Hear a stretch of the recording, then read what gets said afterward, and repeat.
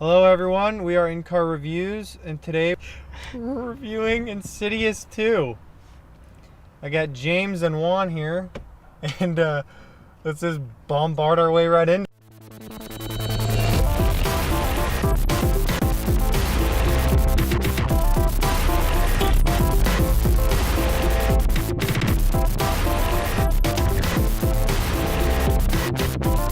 What did you think? Mm-hmm. Yeah, I think overall I liked it, but there's a lot of things that James Wan does that I don't like. So You're crazy. This was the stupidest shit I've ever seen. I totally liked the first one, and I'm gonna kind of ignore the fact that there was a second one. that's weird because I don't like The the exact first one. opposite. Yeah. Everything about it was just so boring. Huh. And then there was like a couple scary parts when I had sandbag head, and I was like, "Oh God!" and it like made me jump just because it was loud. Yeah, there was one But part that literally, made me jump. no parts were scary to me. Yeah. And I watched Insidious, the first one, in the theater, and there was a lot of parts that made me jump because I hadn't seen a James Wan movie like that before, and it was loud, and I don't know, just it was a good experience the first time. Yeah. So I mean, rewatching the first one again before this one, I was like, okay, it's not that bad, but still, in contrast, considering we watched it last night, and then I just, in my opinion, I just don't think it was very good at all. Good. He should have just left it at 1 or just done a better job. I don't know. Nothing scared me. Did you get scared at all? No. Or jump Well, at there all? was the one part where I did jump, yes. But like, I don't hold that against scary movies. There's a sense of uneasiness, I guess, that was there. But Yeah. I think that's because I was paying attention to like all the camera angles that he does. I felt like every time they showed the house, it was always at an angle. Here's my thing with the movie. I think I had seen the first one, and that was my first James Wan experience. And I think that Insidious stands out as one of his movies that's like different from his other ones. It's not like an exact thing, They're all kind of different, and they all have different styles. And this one had a very unique style, and I liked it. In the second one, he did like nothing to change his style. So it was like all the shit that you had seen before, but in abundance this time. Like I told you, like when we were taking a piss after the movie, I'm like, dude, throughout the whole movie there's squeaky doors. Like obviously that's a scary movie thing. But there's a cluster in the middle of the movie. It's like one frame, someone's like,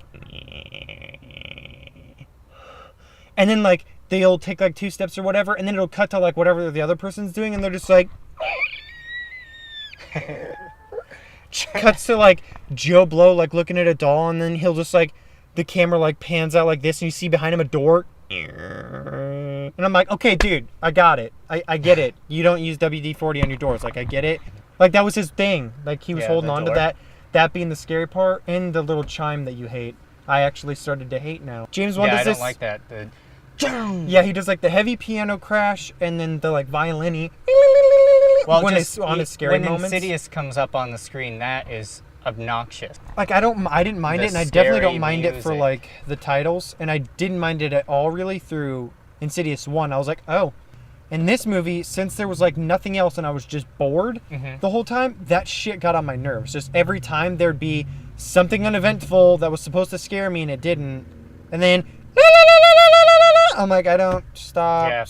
It was like with the doors. And then another thing is like he opened the old bag of tricks, didn't do anything new, and then you had a very uninspiring like villain to me. Spoiler alert, I don't know if you care, but it's old lady from the first one. That was the least interesting bad guy / spirity thing from the first one, and they chose to roll with that as their main bad guy for the second one. Say what you want about Demon Guy, a lot of people didn't like Darth Maul from the first one. I did. Watching it the first one again, I get it's cheesy and he looks kind of fruity, but it's still like, I don't know, dude, just with the mix with the angles and how he like makes the crackling noises when he's like off screen. Yeah.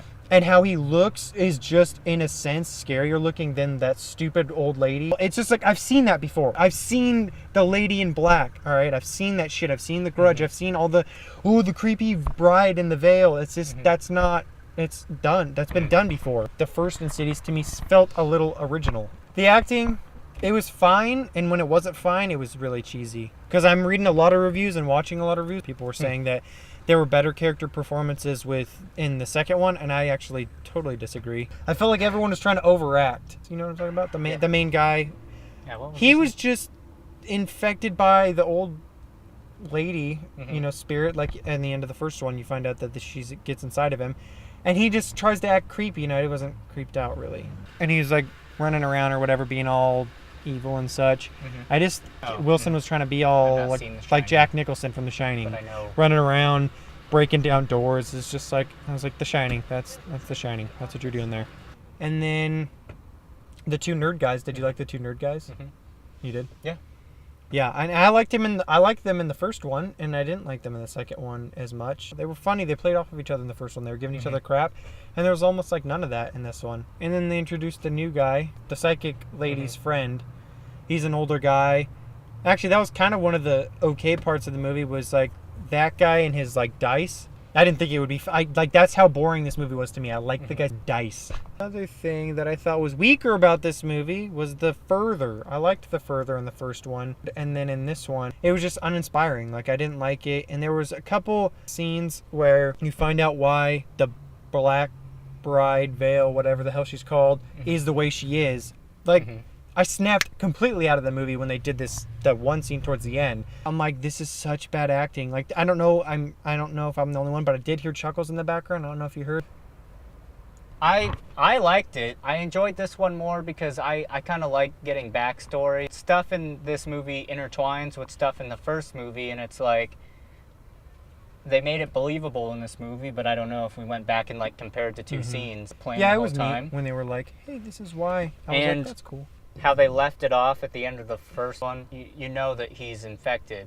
It's cool to see how the wife reacts to knowing that, because she picks up the camera and then he puts his hand on her shoulder and he goes, I'm right here, and then it ends. And then that's like where this movie picks up. I mean, I like that because I like to see what their ideas are for the thing. And then I thought that the guy, whatever, Wilson, I think he did a good job. I wasn't getting the feeling that you were supposed to feel that he was like creepy.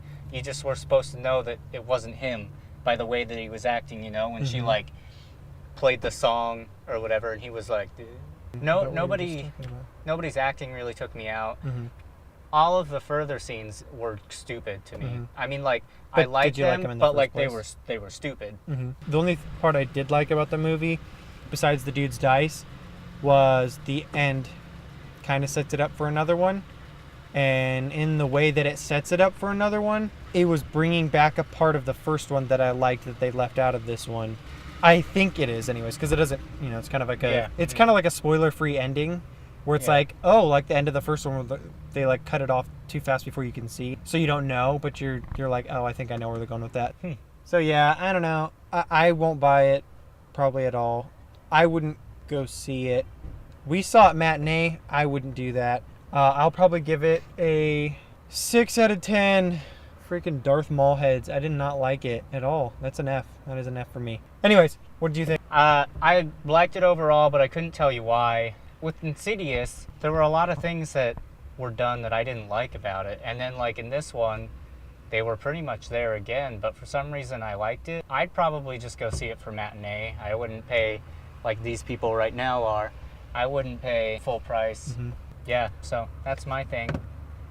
All right, guys. We're In-Car Reviews. In-Car Reviews. Like. Subscribe. Meow. Comment. Scare us. Scare us with Go see it. Comments. If you see it, tell us what you think. If you agreed with any of our points, if you liked it, if you didn't like it. Tell us what you think. Yeah. And here's my butt.